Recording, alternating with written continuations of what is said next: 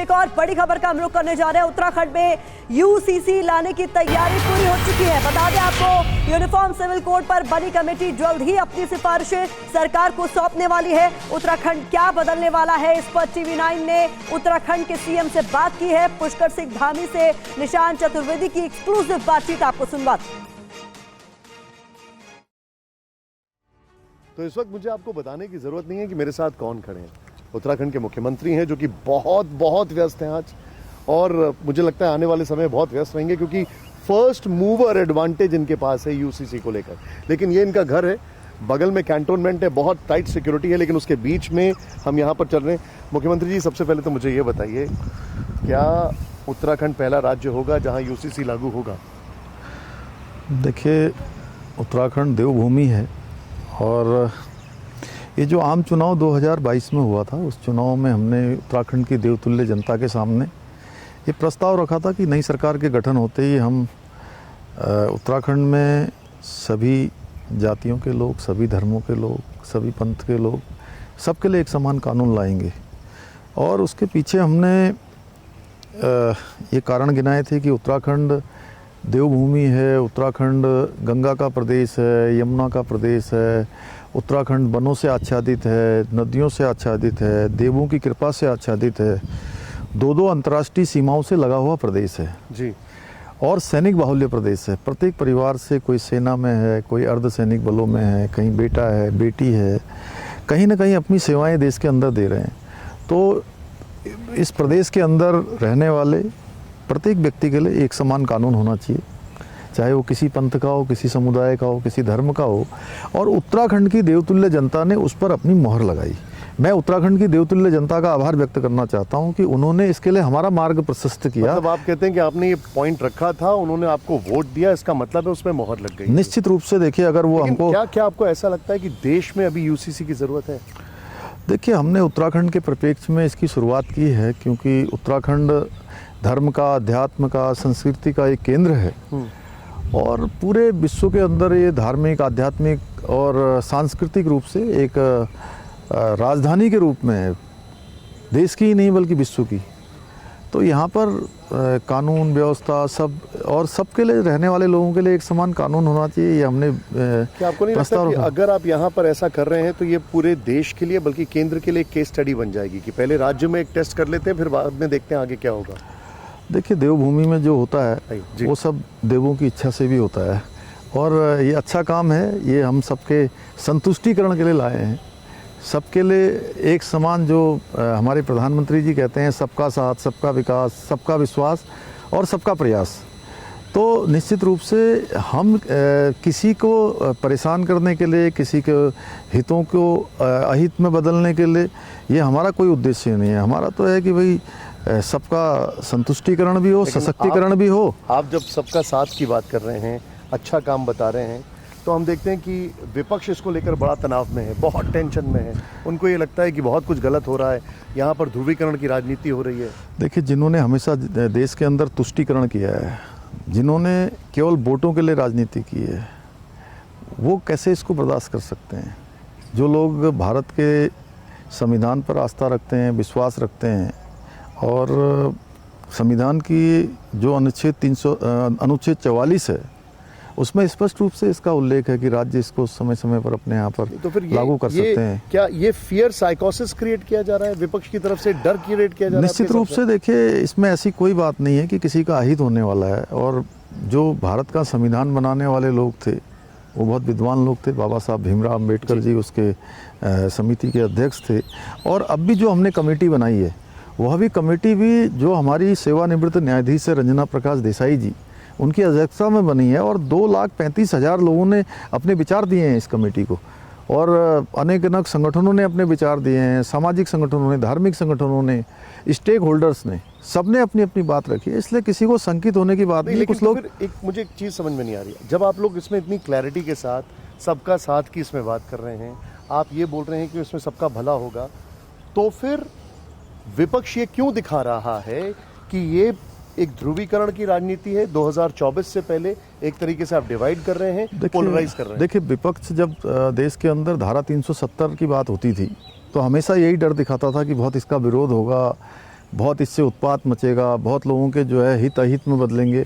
लेकिन धारा 370 समाप्त हो गई। आज देखिए कश्मीर के अंदर अमन चैन शांति हो गई और देश के अंदर एक कानून लागू हो गया। देश का एक विधान, एक संविधान, एक निशान और एक प्रधान जो हम कहते थे होना चाहिए, वो कश्मीर के अंदर हो गया। इसी प्रकार से समान नागरिक संहिता भी बहुत लंबे समय से लोगों की डिमांड रही है और मुझे खुशी है कि देवभूमि उत्तराखंड की देवतुल्य जनता ने उस काम को जो है सबसे पहले यहाँ शुरू करवाया है।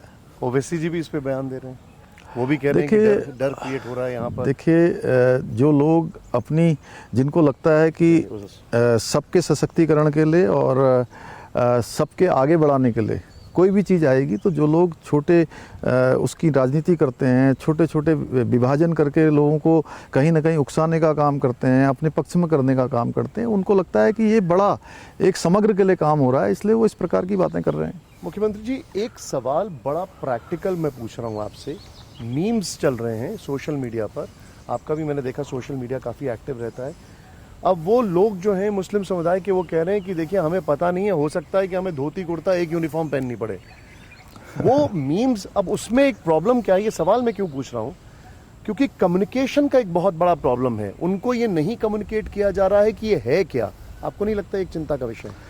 नहीं, ये ज़रूर है। देखिए, ये कुछ दिनों की बात है, जब हमारा ये ड्राफ्ट कंप्लीट होकर आ जाएगा तो लोगों के भ्रम दूर हो जाएंगे। मैं इतना ही कहना चाहता हूँ कि जो लोगों में शंका पैदा की जा रही है या इस प्रकार की बातें, कैसे उनको बताया जाएगा, कम्युनिकेट कैसे किया जाएगा? ऐसा तो नहीं कि एक दिन जैसे डिसाइड कर लिया कि सब चेंज हो जाएगा। नहीं, ड्राफ्ट आ जाएगा और ड्राफ्ट आने के बाद स्वतः ही सबको मालूम पड़ जाएगा कि कहीं इस प्रकार की बातें नहीं है, ये केवल मनगढ़ंत बातें हैं। अच्छा, मुझे एक चीज़ बताइए, नए कानून में क्या क्या नए नियम होंगे? क्या कुछ अभी आपके ड्राफ्ट में कुछ ऐसा आपको? देखिए, अभी ये कहना जल्दबाजी होगा। जब तक ड्राफ्ट नहीं मिलेगा, तो ड्राफ्ट आने के बाद, चूँकि ड्राफ्ट बनाने वाले लोग बहुत विद्वान लोग हैं और बड़े, उन्होंने लाखों लाख लोगों से बात की है, सबके विचार लिए हैं, विधि विशेषज्ञों से भी, स्टेक होल्डर से भी बात की है, धार्मिक संगठनों के लोग भी, अलग अलग धार्मिक संगठनों के लोगों से भी बात की है, अलग अलग समुदाय के लोगों से बात की है, विभिन्न स्थानों पर कमेटी गई है, सबके विचार लिए हैं। लेकिन एक चीज़ है, जब हम लोग जैसे हम लोग सर्वे करते हैं, हम लोग सैंपल साइज़ का जिक्र करते हैं, आप लोगों का जब ये हुआ तो शायद 2.5 लाख के आसपास आप लोगों को लिखित में सुझाव मिले? हाँ, 2.5 लाख। तो आपको लगता है कि वो 2.5 लाख प्रॉपर रिप्रेजेंट कर पाएगा? नहीं, कमेटी ने बहुत काम किया है जी। 1 साल से ज़्यादा समय हो गया है और कमेटी बहुत स्थानों पर गई है। उनका ड्राफ्ट आएगा और उसके बाद जो है हम भी उसका आकलन करेंगे। एक चीज़ हमें क्योंकि देखिए आप इसमें फर्स्ट मूवर हैं, आप लोग जो कर रहे हैं वो वाकई में शायद पूरे देश के लिए एक एग्जाम्पल सेट होने वाला है। मैं आपसे ये जानना चाह रहा हूँ, जैसे बहु विवाह पर रोक, तलाक में पति पत्नी को समान अधिकार, विरासत में बेटे बेटी को समान अधिकार, क्या ये सारे बदलाव होते हुए देखेंगे आपको? निशान जी, ये चूंकि एक बार ड्राफ्ट आ जाएगा। अच्छा, ठीक है, मैं समझ गया। आप उसकी टेक्निकलिटीज उसी के बारे में बात करेंगे। ड्राफ्ट के आने के बाद जो है, और किसी को कोई संदेह नहीं होना चाहिए कि बहुत किसी के हितों पर कुठाराघात किया जाएगा। मैंने कहा कि सबके सशक्तिकरण के लिए लाया जा रहा है। सवाल खड़ा ये होता है कि अगर मैं उसी समुदाय की बात करता हूँ, मुस्लिम पर्सनल लॉ की बात करें, उनके अपने रूल्स हैं, ओवरऑल अलग रूल्स हैं, इन सबको ब्लेंड कैसे कर पाएंगे आप और सबको कैसे खुश रख पाएंगे? खासकर ये देखते हुए कि पिछले कुछ दिनों में थोड़े से आरोप लग रहे हैं आप लोगों के ऊपर, वो मैं उस पर बाद में आऊँगा। नहीं, देखिए, एक बार ड्राफ्ट आएगा तो सब लोग संतुष्ट हो जाएंगे। अधिकांश लोग जो है उसको मान रहे हैं और उत्तराखंड के अंदर तो सभी लोगों ने इसका समर्थन किया है। केंद्र में जो हम देख रहे हैं, लॉ कमीशन हर धर्म के लोगों से राय ले रहा है। क्या आपने भी मुस्लिम पर्सनल लॉ बोर्ड से राय ली है? उत्तराखंड के अंदर हमने सभी धार्मिक, जो कमेटी है हमारी, सभी धार्मिक संगठनों के और सामाजिक संगठनों के लोगों से बात की है। अब मैं थोड़ा सा आगे बढ़ता हूँ, अब इस विषय से थोड़ा आगे बढ़ता हूँ, आपसे 2 चीज़ें समझना चाहूँगा। हम यहाँ पर देख रहे हैं, जैसे ही हम उत्तराखंड में आए, हमने देखा यहाँ पर बड़ी चर्चा हो रही है लैंड जिहाद, या आपने एक शब्द बताया भूमि जिहाद, उसको लेकर बड़ी चर्चा हो रही है। मुस्लिम समुदाय के लोग शायद बीच में महापंचायत भी करने के मूड में थे, फिर आपसे मुलाकात हुई, शांत हो गए। क्या चक्कर है? ये तो देवभूमि है, शांति की प्रिय जगह है। देखिए, ऐसा है कि यहाँ पर सब लोग एक दूसरे के साथ बहुत प्रेम से रहते हैं, कानून व्यवस्था की स्थिति भी यहाँ बहुत अच्छी है। लेकिन बीच बीच में हमारी जो बहन बेटियाँ हैं, नाम बदल कर, उनको ऐसी मनगढ़ंत बातें बताकर, बहलाकर, फुसलाकर तमाम तरीके से एक तरह से छल प्रपंच भी हुआ है। तो हमने कहा कि इस पर तो हम सख्ती से काम करेंगे, क्योंकि हम अपनी बहन बेटियों की इज्जत से खिलवाड़ करने को किसी का अधिकार नहीं देते हैं।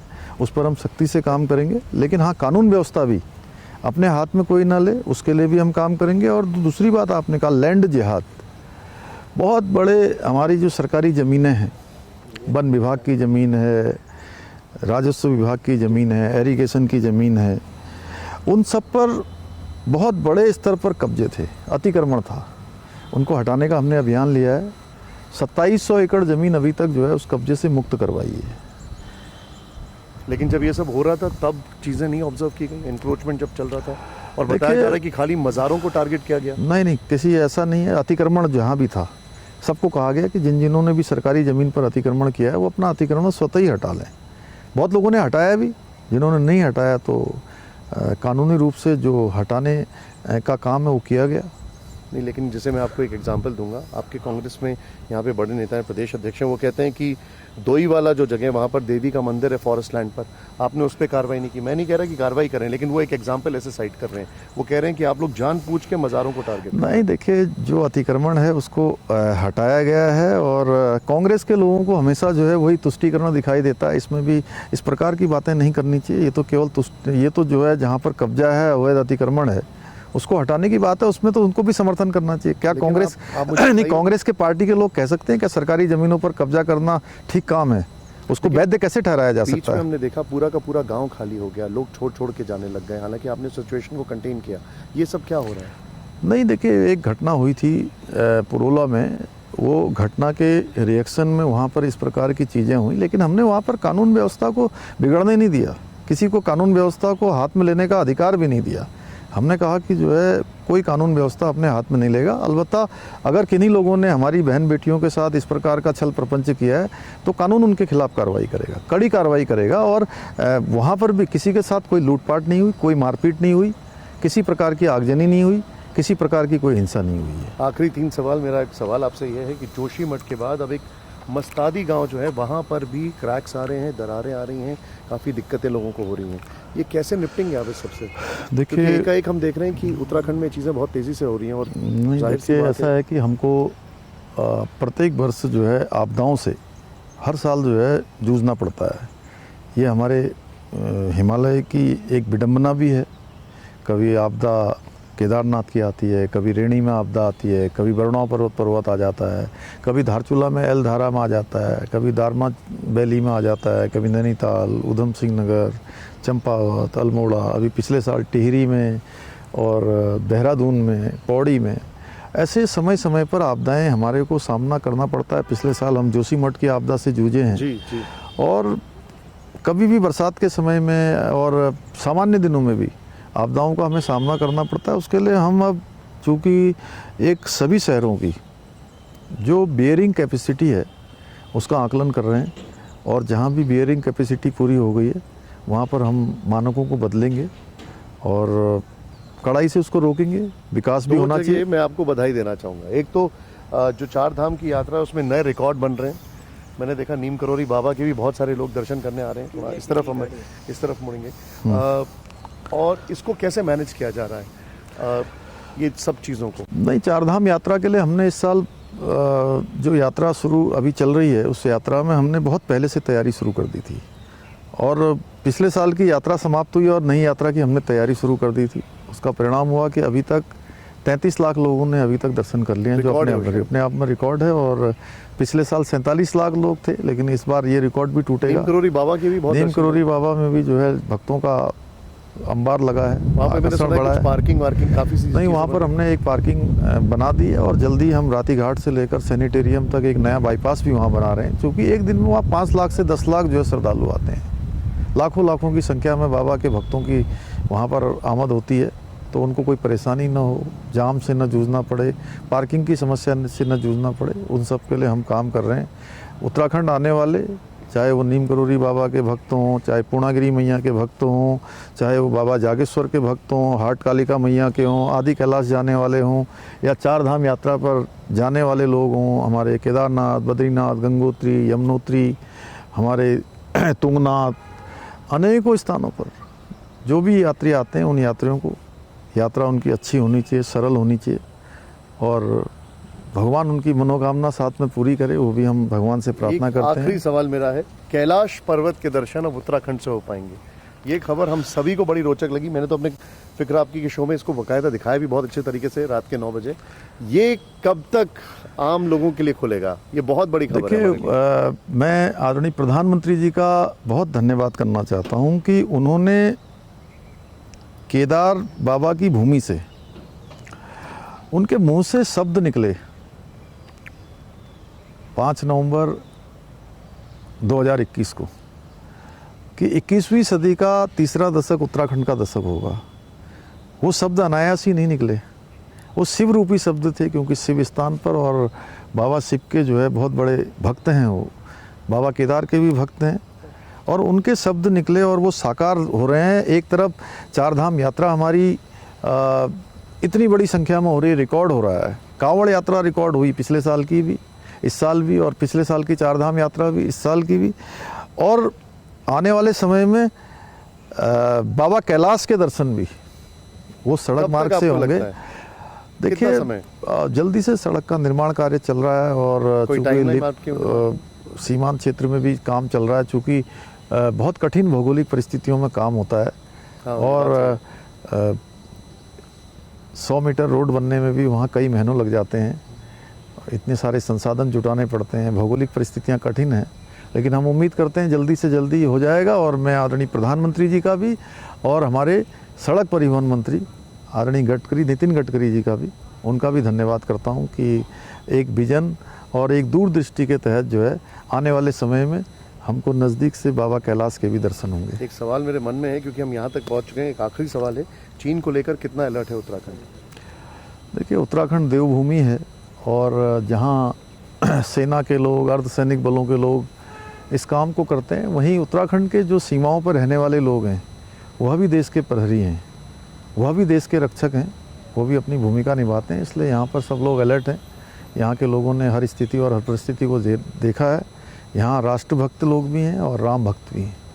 बहुत बहुत धन्यवाद। धन्यवाद, बहुत बहुत शुक्रिया, बहुत धन्यवाद। Thank you very much, all the best.